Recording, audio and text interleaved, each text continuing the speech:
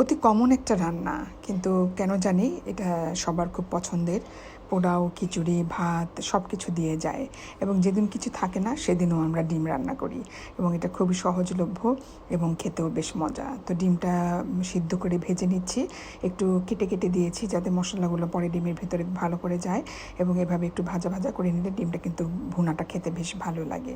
তো কষিয়ে নিচ্ছি মশলা, পেঁয়াজ একটু বেশি দিয়েছি, একটু বেরেস্তা উঠিয়ে রাখবো, এবং তার সেই সাথে আনুষঙ্গিক মশলাগুলো আদা, রসুন, হলুদ, মরিচ, ধনিয়া, একটু জিরা এগুলো দিয়ে দিব, দিয়ে ভালো করে কষিয়ে নেব মশলাটা। এবং এই পর্যায়ে আমি আজকে এই ভুনার সাথে টক দই ইউজ করব। টক দইটা দিলে আমার কাছে ডিম ভুনাটা বেশ ভালো লাগে, এবং বেশ মজা লাগে, ঝোলটা গ্রেভিটা বেশ ভালো হয়। তো দিয়ে দিচ্ছি টক দই। টক দই দিয়ে আমি আরেকটু ভালো করে কষিয়ে নেব, এবং কষানো হয়ে গেলে আমি ডিমগুলো আস্তে আস্তে দিয়ে দিব।